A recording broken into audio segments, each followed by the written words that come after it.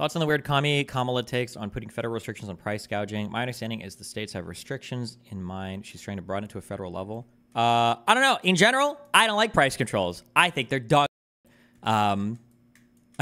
Kamala's what in the primary. Kamala ran as a pretty far left candidate. She was one of the further left candidates, I think. Oh, anyway, yeah. Kamala Harris is like her econ policy is probably gonna be significantly to the left of what I would in an ideal world support. But the issue is that here's the issue though. The issue is that there is no conservative right to fight on economic policy anymore, because people will say, like right now, conservatives are kind of fighting Kamala on price controls, but conservatives are fully on board with communist economic policy. They just don't realize it because they don't know how it's phrased. Because Donald Trump is a populist, and populists will always lean into highly protectionist policies for their economy. So when Donald Trump wants to do commie things like tariffing all of our fucking imports, okay, or one of the largest reasons to bar or restrict immigration is to protect our local job markets, or the refusal to import certain goods and services and only manufacture them at home. These are planned economy ideas. These are commie ideas to some extent. And conservatives would support that. We don't have an economically conservative right to fight with the economically whatever the fuck the left is. Kamala's policies are probably significantly left. I'm probably going to over the course of the next couple months, as things are unveiled, I'll probably disagree with a lot of Kamala's more left policies. I'm not as concerned about hardcore price controls though, because I think those are DOA. I don't think those are passing anywhere, or they're going to end up becoming so watered down that it'll be like, yeah, we've decided that if you raise the cost of food during a national disaster like 1,000%, you know, there's like a federal crime for this or whatever. What would be an example of an economic right policy? I think that like on a really broad level, I would say that conservatives are like we can say like a supply side simp, and Democrats are like a demand side simp, right? So conservatives are going to say, we need to do everything we can to help the suppliers, lower corporate tax so they've got more money to hire people, okay? Lower restrictions and regulations so the cost of doing business decreases, lower minimum wage so they can afford to hire workers that they might not otherwise hire, and strip union protection so that they don't have to pay so much to these corrupt unions, right? That's going to be like the supply side on the right. And then the left side, the demand side on the left, they're going to say things like, we need tax cuts for our citizens so they can buy more stuff. We need more welfare so they've got money, and then that helps to buy more shit. It keeps the economy alive. We need higher minimum wage so they've got more money so they can afford their homes, and we need higher corporate taxes so that we can fund all of our programs. Right? This is a kind of an oversimplification. It is an oversimplification, but like the left tends to focus more like on the demand side and like very, very, very broad, huge quotes, because technically suppliers are also demanders at times, and sometimes demanders are also suppliers, depending on how you look at it. And then conservatives are broadly speaking like the supply side. But in a populist / protectionist world, everybody's kind of demand side, because everybody thinks that they just like give infinite shit to their citizens. There's absolutely no drawbacks. And that's what the conservative party's at right now as well, right? I'm going to complain about inflation. Meanwhile, I'm going to tariff all imports, which will cause inflation. I'm going to highly stress a Made in America program, which will cause inflation. And I'm going to bar as much immigration as I can so that only local native workers are hired, which will cause more inflation. It's like, yeah, it's stupid. Well, no, hold on. It's not stupid. There are pros and cons to both sides, but you need kind of both of these sides like fighting with each other so that we end up in a, like, okay, we're in a negotiated middle ground where everybody's had their say, and then we kind of, settle on hopefully what's the best policy. But there is no counterbalance right now to a far left democratic economic agenda, because the conservatives don't have a policy platform, and they don't have a strong conservative mindset towards economic planning, unfortunately. Does the USA have unions? How does it work compared to other countries in Europe? The USA has unions. The thing is, am I making this up? I think in the United States, I think every single state has we call it like right to work law, which is like a positive way of phrasing it. But what it really means is I think an employer can hire and fire anybody they want. Whereas I believe in most European countries, or at least in a lot of them, or some of them, I might be just making all this up.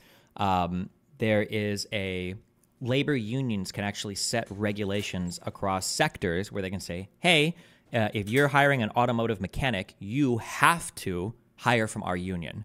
I don't believe in the USA. I don't think you can have a labor union put that restriction on a market. I don't think you're allowed to do it. Oh, yeah, at will employment or something. I don't think you're allowed to do that in the US market, I think. I believe so. I think so. I think. It's not right to work. It's at will employment. Okay. I personally believe that industries that require subsidies to stay afloat ought to be public sector. What are your thoughts on that? I think I would 51% agree. I would agree cautiously. If something true, I don't have the macro or micro econ. I don't have any econ background to give you really strong econ conviction takes. I can only point out when other people are really fucking wrong, right?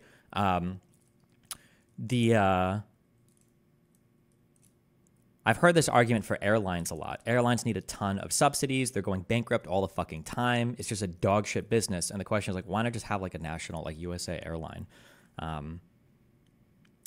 Do other countries have if I fly Norwegian Air or Air Canada, are these nationalized airlines?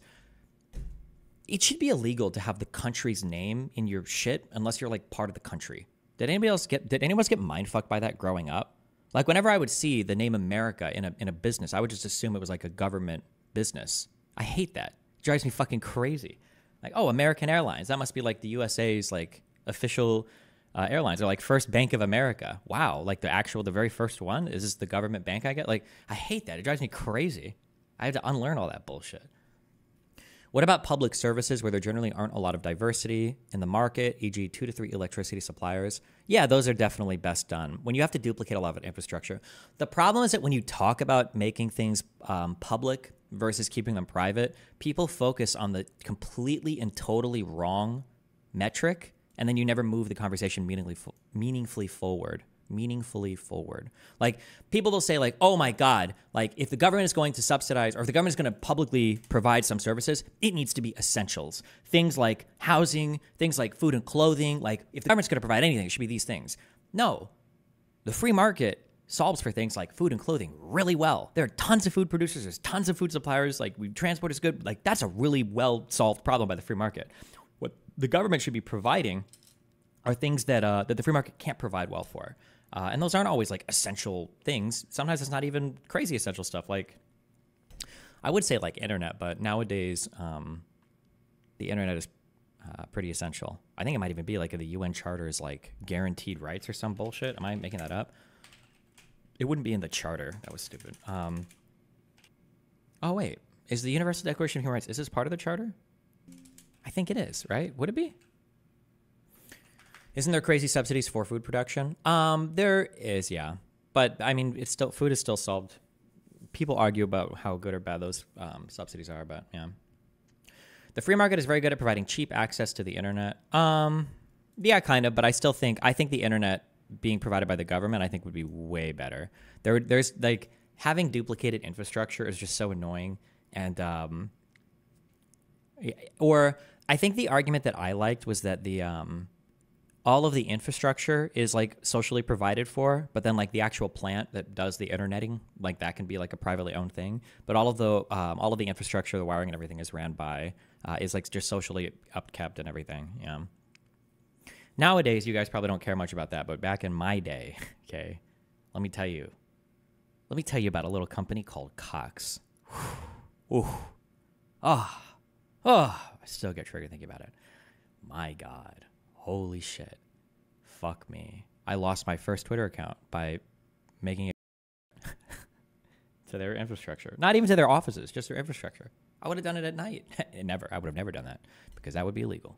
And I never do crimes.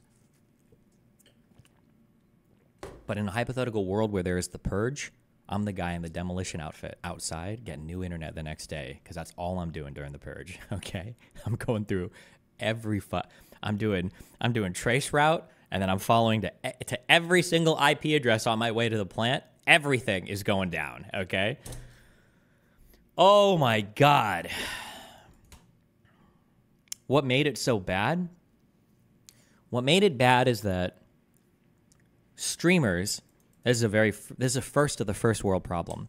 Streamers have a very, very, very specific requirement for internet where streamers have a very specific requirement for internet where we need a stable line with a decent amount of bandwidth with like no jitter. There can't be any blips or blops or whatever.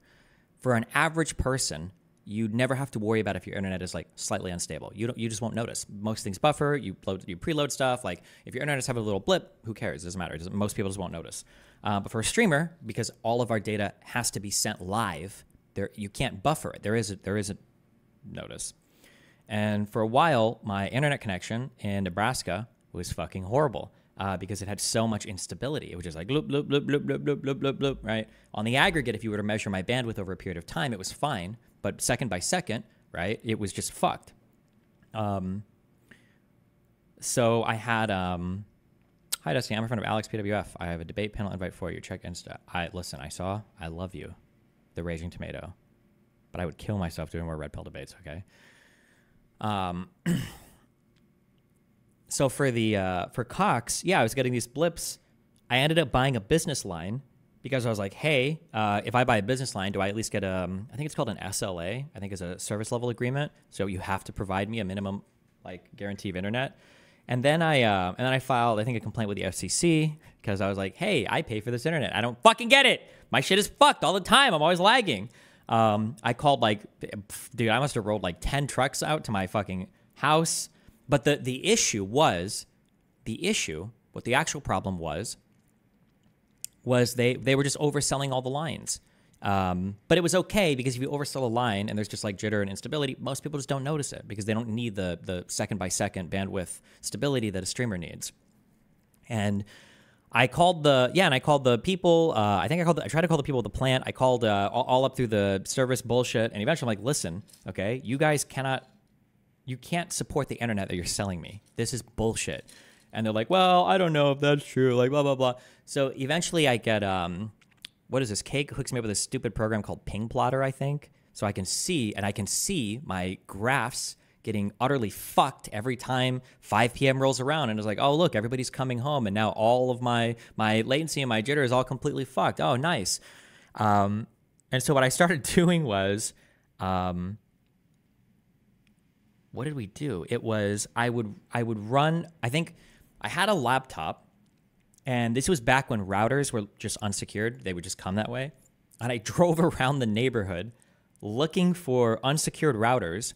And then I would turn on, I think, the ICMP requests, and then I would start running trace routes, driving around the neighborhood. I'd park outside a house. I'd run a trace route through the neighborhood, and as long as the first hop was the same node coming from my house, I would see the same fucking latency.